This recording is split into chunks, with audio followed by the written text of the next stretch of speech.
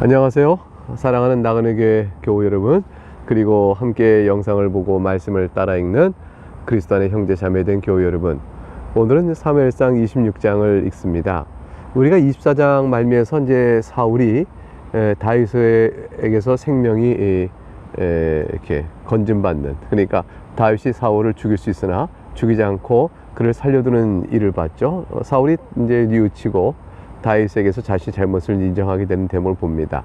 그리고 이제 25장에서 우리가 잘 아는 그 사무엘이 하나님 편으로 가게 됩니다. 그런 상황 속에서 과연 사울은 더 이상 다윗을 추격하지 않았을까요? 오늘 26장에 보게 되면 사울이 다윗을 다시 추격하러 오는 모습으로 26장이 시작되고 있습니다. 사울은 24장 말미에 다윗에 의하여 생명을 건진을 받았지만, 그러나 그것으로 인한 사울의 반응은 결코 진정한 뉘우침이 아니었습니다. 이제 26장 1절부터 내용을 보도록 하겠습니다. 10사람이 기브아에 와서 사울에게 말하여 이르되 다윗이 광야 앞 하길라산에 숨지 아니하였나이까 하며, 10사람이었은 10광야 지역에 사는 사람을 가리켜 말합니다. 그 사람은 사실 유다 지파에 속한 자들이에요. 그러나 그들은 정치적으로 사울에게 붙어서 다윗, 그냥 현재적인 막강한 권력인 사울에게 붙어서 다윗을 밀고 하는 일에 그들이 협조를 하는 모습을 보게 되어집니다. 2절, 사울이 일어나 10광야에서 다윗을 찾으려고 이스라엘에서 택한 사람 3,000명과 함께 10광야로 내려가서, 병력은 3,000명 규모니까 대단하죠. 그래서 광야로 찾아 내려갑니다. 사울은 다윗을 잡고자 하는 추격의 의지가 조금도 줄어들지 않았음을 그 병력의 규모를 봐서도 우리가 알 수가 있습니다. 사울이 광야 앞 하길라 산길가에 진친이라. 다윗이 광야에 있더니 사울이 자기를 따라 광야로 들어옴을 알고, 다윗은 그 광야 지역의 지형을 잘 알고 있었어요. 사울이 3,000명의 병력을 데리고 와서 진을 치고 풀었으니 멀리서도 누구라도 바로 알 수 있는 병력의 규모였죠. 다윗이 바로 눈치를 챘습니다. 4절에 이에 다윗이 정탐꾼을 보내어 사울이 과연 이른 줄 알고 확인을 했죠. 5절, 다윗이 일어나 사울이 진친 곳에 이르러 사울과 넬의 아들 군사령관 아브넬이 머무는 곳을 본즉 사울이 진영 가운데 누웠고 백성은 그를 둘러 진쳤더라. 사울을 가운데 두고 백성이 둘러 준치면서 그들이 머물러 이제 그 밤을 이제 세우게 되는 상황인 거죠. 다윗은 그 상황을 정확히 다 진영의 진세를 다 파악을 했습니다. 이제 다윗이 어떤 계략을 이제 꾀를 냅니다. 무엇인가 이제 사울에게 대해서 계획을 내는데, 그 계획은 6절에 이렇게 확인되어집니다. 이에 다윗이 햇사람 아히멜렉과 수르야의 아들 요압의 아우 아비새에게 물어 이르되 누가 나와 더불어 진영에 내려가서 사울에게 이르겠느냐 하니, 아비새가 이르되 내가 함께 가겠나이다. 즉 다윗의 계획은 이거였습니다. 햇사람 아히멜렉과 수르의 아들 요압의 아우 아비새, 아히멜렉과 아비새 둘을 불러다가 조용히 묻습니다.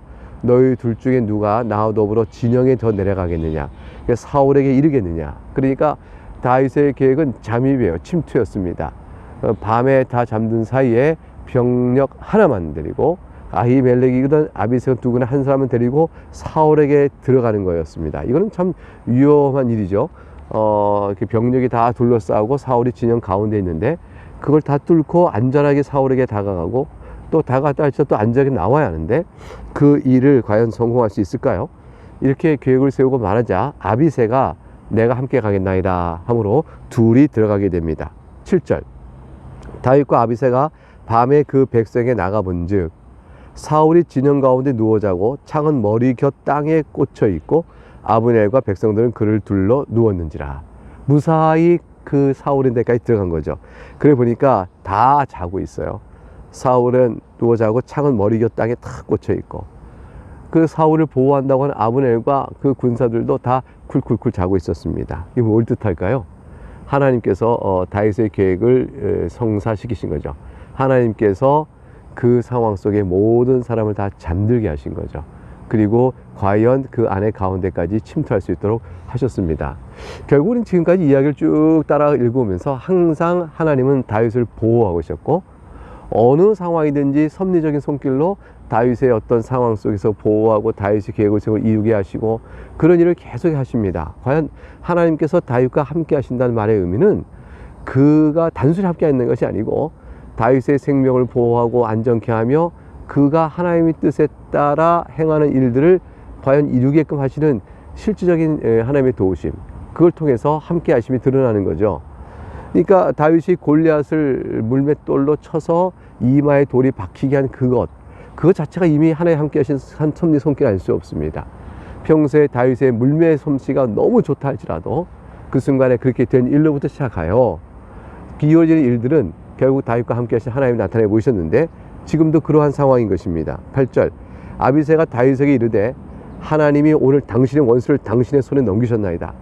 그러므로 청하오니 내가 창으로 그를 찔러서 단번에 땅에 꽂게 하소서. 내가 그를 2번 찌를 것이 없으리다 하니, 그러니까 아비새가 볼 때 이건 절호의 찬스, 이런 게 있을 수가 없는 거죠. 다 잠들었고 바로 눈앞에 사울이 있습니다. 그러면 사울을 그냥 죽이면 자신을 쫓던 생명의 위협이 사라지는 것이니까 아비새는 이와 같은 기회가 천우에 주신 거죠. 이거는 이런 일이 없는 거예요. 그러니까 하나님이 도우셔서 이루어진 일이다 라는 천호 일조의 이 놀라운 기회를 놓치지 마시고 내게 말씀하소서. 내가 그를 찔러 단번에 땅에 꽂겠습니다. 다윗이 뭐라고 답했을까요? 아비새에게 이르되 죽이지 말라. 누구든지 손을 들어 여호와의 기름 부은 자를 치면 죄가 없겠느냐 하고. 다윗은 변하지 않았습니다.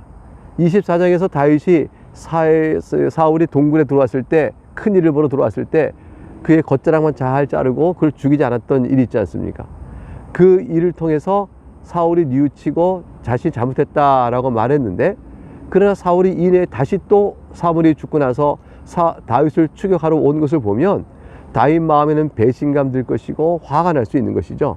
그래 사울을 믿을 수 없다 하여 이번 기회에 사울을 죽여야겠다라고 마음 먹을 수도 있는 것입니다. 그런데 다윗은 그 기회를 다시 흘러보냅니다. 죽이지 못하게 하죠. 왜 그랬을까요? 다윗의 마음속에 다음과 같은 신앙이 있기 때문입니다. 10절 다윗이 또 이르되 여호와께서 살아계심을 두고 맹세하노니 여호와께서 그를 치시리라. 혹은 죽을 날이 이르거나 또는 전장에 나가서 망하리라. 하나님이 주권을 전혀 믿고 의지한 겁니다.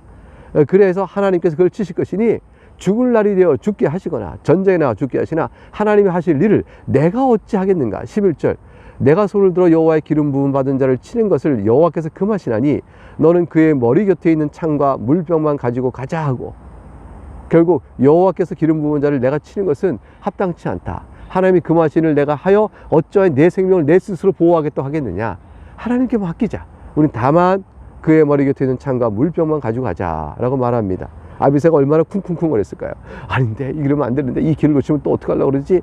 답답한 사람이네. 이런 마음 가질 수 있겠습니다. 그러나 다윗은 끝까지 물리치고 유혹을 이겨냅니다. 12절 다윗이 사울의 머리 곁에서 창과 물병을 가지고 떠나가되 아무도 보거나 눈치채지 못하고 깨어있는 사람도 없었으니 이는 여호와께서 그들을 깊이 잠들게 하셨으므로 그들이 다 잠들어 있었기 때문이었더라. 이제 이와 같은 일에 모든 된 것이 하나님께서 그들을 재웠기 때문에 그렇다는 사실을 성경이 명시적으로 보여주고 있습니다. 자, 이제 다윗은 무사히 빠져나오게 됩니다. 무사히 빠져나오게 돼서 이제 13절부터 25절 오늘 본문 마지막까지 아브넬을 큰 소리 책망하고 사울에게 호소하는 장면이 이어집니다. 내용을 볼까요? 13절 이에 다윗이 건너편으로 가서 멀리 산 꼭대기에 서니 거리가 멀더라. 안전한 거리에서, 그러나 밤이니까 소리가 크게 갈 수 있습니다. 멀리 갈 수 있죠. 14절 다윗이 백성과 내리 아들 아브넬을 대하여 외쳐 이르되 아브넬아 너는 대답하지 아니하느냐. 그러자 아브넬이 잠이 깼습니다. 대답합니다. 이르되 왕을 부르는 너는 누구냐 하더라. 아직 밤중에 아브넬을 쭉 부른 것이니까 누가 이 한밤중에 소리를 질러 왕의 잠을 깨우는가 라는 소리가 들겠죠. 15절 다윗이 아브넬에게 이르되 네가 용사가 아니냐. 이스라엘 가운데 너 같은 자가 누구냐. 그러한데 네가 어찌하여 내 주 왕을 보호하지 아니하느냐. 백성 가운데 한 사람이 내 주 왕을 죽이러 들어갔었느니라. 네가 이스라엘 가운데서 너 같은 자가 어딨냐 하는 것은 너의 책임이 그만큼 크다는 거죠. 너의 책임이 그만큼 크고 네가 이렇게 용맹무쌍하고 잘 아는 장군이면 그 많은 책임을 다해야 하는데 어찌하여 그 책임을 다하지 못하느냐라는 말을 하고 있는 거예요. 다윗이. 백성 가운데 한 사람이 내 주 왕을 죽이러 들어갔다. 자기에게 들어갔다는 것이죠. 자기가 갔다 온 얘기를 하는 거죠. 16절 네가 행한 이 일이 옳지 못하도다. 여호와께서 살아계심을 두고 맹세하노니 여호와의 기름 부음 받은 너희 주를 보호하지 아니었으니 너희는 마땅히 죽을 자이니라. 사울 왕을 보호할 책임을 감당치 못했으니 여호와의 기름 부은 자라고 그랬어요. 그러니까 여호와의 기름 부은 자를 죽이려 내가 죽일 수 있었으나 내가 죽이지 않았다. 여호와의 기름 부은 자니까 라는 사울의 자신의 입장을 말하면서 동시에 그를 보호해야 될 아브넬의 책임이 없었으니 네가 마땅히 죽을 자라고 말합니다. 그리고 이제 증거를 보이죠.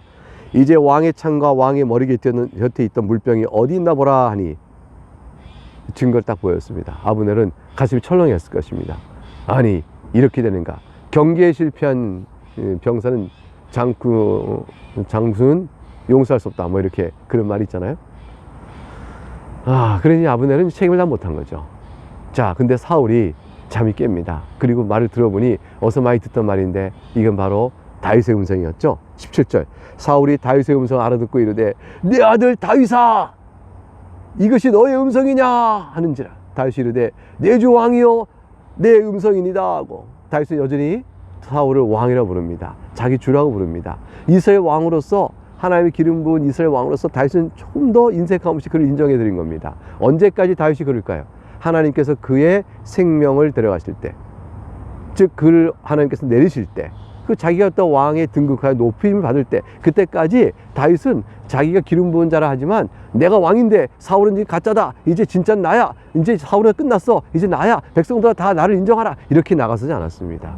조용히 때를 기다리고 하나님의 주권을 믿고 의지했죠. 이게 하나님을 신실하게 믿는 사람들의 공통점은 하나님이 일하실 때까지 기다린다는 거죠. 그때까지 자기 스스로 나서지 않는다. 자기의 욕망과 욕심대로 나서지 않는다. 이제 그런 상황을 볼 수가 있습니다. 이제 18절 또 이르되 내 주는 어찌하여 주의 종을 쫓으시나이까? 내가 무엇을 하였으며 내 손에 무슨 악이 있나이까? 또 호소합니다. 19절 원하건대 내 주 왕은 이제 종의 말을 들으소서. 만일 왕을 충동시켜 나를 해하려니가 여호와시면 여호와께서 제물을 받으시길 원하나이다. 자신이 죽겠다는 거예요. 하나님 과연 그러셨다면, 근데 만일 사람들이면 그들이 여호와 앞에 저주를 받으리니 이는 그들이 이르기를 너는 가서 다른 신을 섬기라 하고 오늘 나를 쫓아내어 여호와의 기업에 참여하지 못하게 함이니라. 이 사람들이 사울 내주 왕을 충동질하여 나를 쫓아내도록 한 것이라면, 그러면 그들은 저주를 받을 것입니다. 왜냐하면 나를 쫓아낸다는 것은 저를 죽이려 하나 저는 피할 것입니다. 그거죠. 다윗이 사울의 손에 잡혀 죽지는 않을 것입니다. 나는 피할 것입니다. 그러나 이스라엘 땅에서 내가 피할 곳이 없다면 천상 할 수 없이 약속의 땅 가나안 땅을 떠나서 이방으로 갈 텐데, 그 이방 땅에서 저로 하여금 이방 신을 숨기며 우상을 숭배하며 살라는 말밖에 되지 않습니까? 어찌 하나님을 사랑하고 하나님의 자녀인 저를 약속의 땅이요 주의 나라에서 내어쫓아 저 이방으로 내어쫓습니까? 그것은 바로 여호와의 기업에 내가 참여하지 못하게 하는 것이니 이것은 저를 억울하게 이렇게 한 자에게 하나님께서 저주를 내리실 것이라고 생각합니다. 즉 다윗은 신앙의 원리에 또박또박 하나씩 자신의 무죄함과 여호와의 기름 부은 왕을 내가 죽일 수 없어서 살려줬다는 말과, 그 다음에 이 일을 하나님이 하실 리가 없다, 그렇게 하실 일이 없습니다, 사람이 충동한 것이면 그가 저주를 받기 원합니다 라고 말했어요. 사실은 사람이 충동질했겠어요? 사울 스스로 한 것이죠. 그러니까 사실 이 말도 사울에게 길을 열어준 것이죠. 내 아들아 다윗아, 내가 잘못했도다, 내가 그만 그럴 줄 알고 사람들의 말을 잘못 들어 그랬겠구나, 이렇게 핑계대고 물러설 수 있도록 이렇게 길을 열어준 겁니다. 20절 이제 다윗이 청합니다. 그런즉 청하건대 여호와 앞에서 먼 이곳에서 이제 나의 피가 땅에 흐르지 말게 하옵소서. 이는 산에서 메추라기를 사냥하는 자같이 이스라엘 왕이 한 벼룩을 수색하러 나오셨음이니이다. 이게 먼 이곳에서 이제 나의 피가 땅에 흐르지 말게 하옵소서란 말은 무슨 말이겠어요? 먼 이곳, 즉 지금 있는 광야가 아니고, 즉 이방 땅으로 쫓겨가서 그곳에서 나의 피가 흐르도록 내가 거기서 육체 생명을 거두고 죽게 된 일이 없게 하옵소서. 나를 여호와의 기업에 참여하게 하옵소서. 지금 왕이 나를 찾아온 것은 산에서 메추라기를 사냥하는 것처럼 헛된 일이요, 이스라엘 왕이 한 벼룩을 수색하러 나오셨으니 그것이 그와 같습니다. 메추라기는 광야에 있어요. 들에 있습니다. 근데 산에 있지 않은데 산을 수색하면서 메추라기 잡으려 하면 잡을 수가 있겠습니까? 그 사냥 일이 헛된 것처럼 왕이 한 벼룩을 수색하러 왔는데 벼룩같이 나처럼 미천한 자를 수색하러 오시다니 그것 또한 헛된 일입니다. 사실 벼룩은 자기를 낮춰 말한 것이지만 진짜 벼룩을 문자적으로 생각해 봐도요, 내가 벼룩인데 그 벼룩을 찾으러 막 돌아봐야 벼룩을 이 광에서 찾을 수 있겠습니까? 그 작고 작은 것을. 그러니까 저처럼 작고 작은 미련한 자를 수색하러 오신 것은 그 자체가 말이 안 되는 것뿐 아니라 일이 성사될 일도 없습니다. 즉 없으니까. 광야에서 메추라기를, 광야에서 벼룩을 찾는 일이 얼마나 어렵겠어요? 내가 특정한 벼룩을. 더군다나 메추라기는 들에 있는데 산에 찾아봐야 없는 거 아니겠습니까? 그러니 나는 숨고 숨을 터인데 왕께서 저를 찾아오는 것 자체가 다 헛된 일이 아니겠습니까? 또한 동시에 이렇게 낮고 천한 벼룩 같은 저를 저를 찾으러 오시다니, 이 수색하시다니 마음을 돌이켜 달라고 말하는 것이죠. 31절, 사울이 이제 반응을 보입니다. 사울이 이르되 내가 범죄하였도다. 다시 뉘우쳐요. 내 아들 다윗아 돌아오라.